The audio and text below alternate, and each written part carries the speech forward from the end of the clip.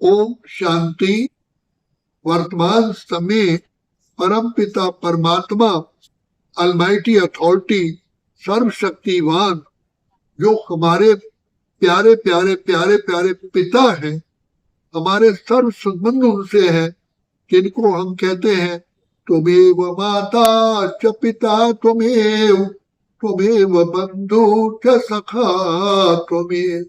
तो परम पिता परमात्मा हम बच्चों को कहते हैं कि बच्चे, इस समय पर, इस सृष्टि पर मैं तुम्हारा आकर के कलयुग के अंत में, सत्युग के आदि पुरुषोत्तम संगम युग पर मैं तुम्हारा सहायक बनता हूँ, क्योंकि इस समय तुम आत्माएं तमो प्रधान दुखी हो गए और द्वापर युग से तुम मेरी भक्ति करते आए कि हे परमपिता परमात्मा, हम पर रहम करो, कृपा करो, हमारा बेड़ा पार करो। तो बेड़ा पार करने के लिए मैं इस संगम युग पर आता हूँ, क्योंकि तुम्हें जब तक सृष्टि पर पूरा पाठ बजाने का होता है तो बजाना ही है।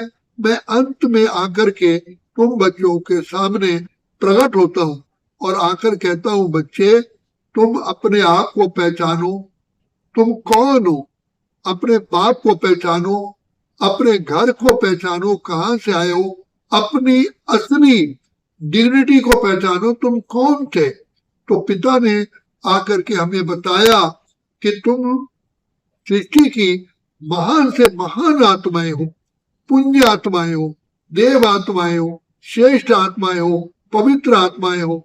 मैंने जो नई सृष्टि रची थी, जो श्रेष्ठ रचना रची थी, उसमें भी तुम अति अति अति अति श्रेष्ठ आत्माएं हो। तो लेकिन आज तुम्हारा ये हाल क्यों हुआ? तो बाबा बताते हैं, तो जैसे सूर्यास्त होता है तो अंधकार छा जाता है, कितनी भी लाइट जलाओ लेकिन दिन जैसा प्रकाश कभी हो ही नहीं सकता। इसी प्रकार से तुम आत्माएं सत्युग त्रेता में आत्मिक स्मृति में रहते थे, अर्थात तुम लाइट समझते थे, लाइट में ही रहते थे, अपने को ज्योति समझते थे जो परम सत्य है। तो लाइट में रहने के कारण, अपने को आत्मा समझने के कारण वहां ये पांच विकार थे ही नहीं। जैसे ही तुम आत्माओं ने अपने को देह समझा, अर्थात अपनी लाइट को स्वयं ही बुझा दिया, खुद ही अज्ञानता में आ गए, कह रहे हो ये मेरा शरीर है, मेरा शरीर है, तो शरीर तुम्हारे से अलग है ना, या तुम शरीर हो, कह रहे हो मेरा शरीर है, फिर समझ रहे हो मैं शरीर हूं। तो ये सबसे बड़ा अंधकार क्या हो सकता है? अब बताइए, क्या कहोगे, ये मेरा मकान है या मैं मकान हूं? तो शिव बाबा बताते हैं, ये हमें जागृति देते हैं, बच्चे तुम आत्मा हो, ज्योति का चमकता सितारा हो, अजर अमर अविनाशी हो, इस सृष्टि पर खेल खेलने आए हो। तो जब खेल खेलने आए थे, तुम प्योरेस्ट सोल थी, पवित्र आत्माएं थी, श्रेष्ठ आत्माएं थी, देव आत्माएं थी। तुम्हारा ही यादगार गृहस्थ आश्रम का, जो पवित्र गृहस्थ आश्रम है, उसका ये विष्णु चतुर्भुज का चित्र दिखाया गया। चार भुजाएं किसी नर की या किसी नारी की या किसी देवता की होती नहीं है, लेकिन ये गृहस्थ आश्रम की गाड़ी जो संसार चलता है, गृहस्थ आश्रम में नर और नारी दोनों के सहयोग से चलता है। तो दो भुजाएं नारी की, दो भुजाएं नर की, जब चारों भुजाएं इकट्ठी होती हैं, अर्थात सहायक बनती हैं, तभी गृहस्थ आश्रम की गाड़ी चलती है। तो कहा जाता है कि भाई आप मेरे कार्य में हाथ बटाओ, अर्थात सहयोग दो। तो दो भुजाएं, अगर नर कहे कि मैं गृहस्थ को चलवा सकता हूं, इट इज इम्पॉसिबल, और नारी कहे मैं गृहस्थ आश्रम चला सकती हूँ, ये भी असंभव है। तो दो भुजाएं नारी की, दो भुजाएं नर की, ये चारों हाथों का जो चित्र विष्णु दिखाया है, अर्थात इस चित्र में लक्ष्मी और नारायण कंबाइंड है। ये पवित्र गृहस्थ आश्रम का एक प्रतीक है, चिन्ह है। तो बाप कहते हैं, अब मैं आया हूं तुमको नर से नारायण, नारी से लक्ष्मी बनाने के लिए। ये दोनों को ही ये चार अलंकार धारण करने। तो सबसे पहला इस विश्व के अंदर मुख का सबसे बड़ा पार्ट है, क्योंकि मनुष्य ऐसे वचन बोलता है जिससे पूजनीय बनता है, और जब ऐसे वचन बोलता है तो उसकी ग्लानि होती है। इसलिए बाप कहते हैं जैसे शंख पवित्र ध्वनि का सूचक है, मंदिर में जब आरती होती है या कोई बड़ा यज्ञ होता है या पवित्र कार्य होता है तो शंख नाद किया जाता है। तो परमपिता परमात्मा कहते हैं कि बच्चे सबसे पहले अपने इस मुख पर कंट्रोल करो, मुख को शंख समान बनाओ, पवित्र भाषा बोलो, मीठी भाषा बोलो, मधुर भाषा बोलो, निर्मल वाणी, मधुर महावाक्य और बोलो, तो तुम्हारा खुद अपना भी भला होगा और दूसरों का भी होगा। तो सदा काल से कहते आ रहे हैं, भाषा ऐसी बोलिए, वाणी ऐसी बोलिए जो तुम्हारा सत्कार हो।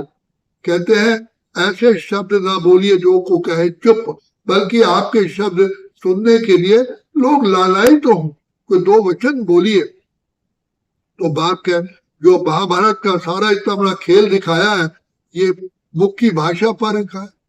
द्रौपदी ने क्या कहा, जो बताया जाता है कि अंधे की औलाद अंधे, तो उसी से सारा महाभारत रचा गया। तो बाप कहते हैं पहले मुख को शांत बनाओ। दूसरा, आपने मंदिरों में दर्शन किए, नेताओं के दर्शन किए, साधु संतों के दर्शन किए, बड़े बड़े पहाड़ों के दर्शन किए, लेकिन उससे तुम्हारा क्या बना? अब स्वयं का दर्शन करो, तुम कौन हो? तो परमपिता परमात्मा ने हमको पहले स्व स्मृति दिलाई, तुम शुद्ध आत्मा हो, श्रेष्ठ आत्मा हो, तुम्ही आत्मा शांत स्वरूप, परम सुख स्वरूप, शक्ति स्वरूप थी। फिर दूसरा बताया किसकी संतान हो, मैं तुम्हारा पिता, अपनी पहचान दी। आत्मा किसकी संतान है? परम पिता परमात्मा की, जो ज्ञान के सागर, प्रेम के सागर, आनंद के सागर, शांति के सागर, सुख के सागर, पवित्रता के सागर है। कितने ऊंचे बाप की हम संतान है, जिससे सारा जगत उनसे आराधना करके शक्ति मांग रहा है। तुम उस पिता की संतान हो, तुम कौन हो, किसके बच्चे हो? और तुम्हारा निवास स्थान तो सबसे ऊंचे से ऊंचा ब्रह्मलोक, जिसे मुक्ति धाम, शांति धाम, परम धाम है। तुम्हारा स्वधर्म शांति और पवित्रता है। तुम्हारे गुण हैं शांत स्वरूप, प्रेम स्वरूप, आनंद स्वरूप, सुख स्वरूप। और जब सृष्टि के आदि में आपने पाठ बजाना शुरू किया, सर्वगुण संपन्न, 16 कला संपूर्ण, संपूर्ण निर्विकारी, संपूर्ण ही संग, मर्यादा पुरुषोत्तम तुम ही तो थे। फिर सतयुग में 8 जन्म सूर्यवंशी घराने में, त्रेता में 12 जन्म चंद्रवंशी घराने में, फिर द्वापर में वैश्यवंशी घराने में 21 जन्म, और कलयुग में शूद्र घराने में 42 जन्म लिए। तो गोल्डन, सिल्वर, कॉपर, आयरन, इस स्थिति में उतरते उतरते अब तमो प्रधान बन गए, लोहे से भी बदतर बन गए हो। अब मैं आया हूं तुम बच्चों को फिर से महान आत्मा, देव आत्मा, पुण्य आत्मा बनाओ। तो ये सृष्टि में अपना श्रेष्ठ पाठ बजाने का समय, यह चक्र समय बताता है कि अब संगम युग है, अब कलयुग बीत चुका, बीती है अज्ञान अंधेरी, कलयुग जाने वाला है, जाग उठो है भारतवासी, सतयुग आने वाला है। तो सतयुग, त्रेता, द्वापर, कलयुग, अब संगम है, सतयुग आ रहा है। सतयुग के लिए तो अब हमें अवेकनिंग होती, जागृति होती है। जैसे अमृत वेले के समय पर जो लोग उठ करके सारे दिन का प्लानिंग करते हैं वो सफल होते हैं।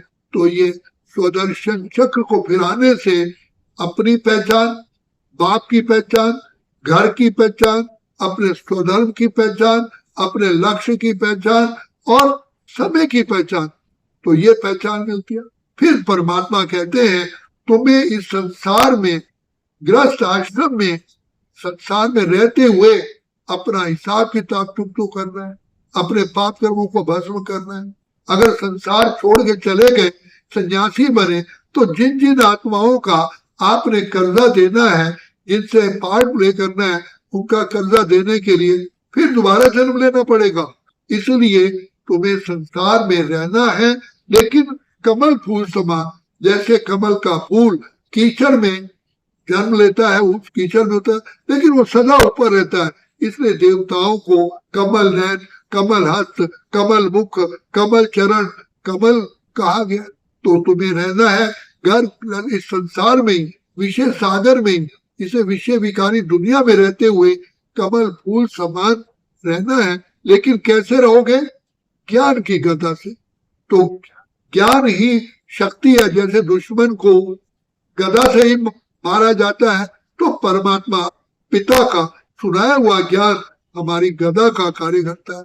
तो शंख, चक्र, गदा और कमल का फूल, गदा ही हमें हर परिस्थिति को पार कराने के लिए हमारे लिए साधन है। दुश्मन को गदा से मारते हैं हम, हर प्रॉब्लम को इस ज्ञान की गदा से ही हल करते हैं। ज्ञानी काटे ज्ञान से, मूर्ख काटे रोए के। अब परमपिता परमात्मा ने हमको 5 विकारों पर जीत प्राप्त करने के लिए ये ज्ञान की गदा दी है। तो ज्ञान गदा धारण करके 4 अलंकारों को जब धारण करते हैं, हर नारी लक्ष्मी बन जाती है, हर नारायण नर नारायण बन जाता है। इसलिए विष्णु का चित्र चतुर्भुज का दिखाया है कि पवित्र गृहस्थ आश्रम था, इन 4 अलंकारों को धारण करने से ही पवित्र बने। अब तुम्हें फिर से इन 4 अलंकारों को धारण करके अपने लक्ष्य को प्राप्त करना है। अच्छा, ओम शांति, ओम शांति, ओम शांति।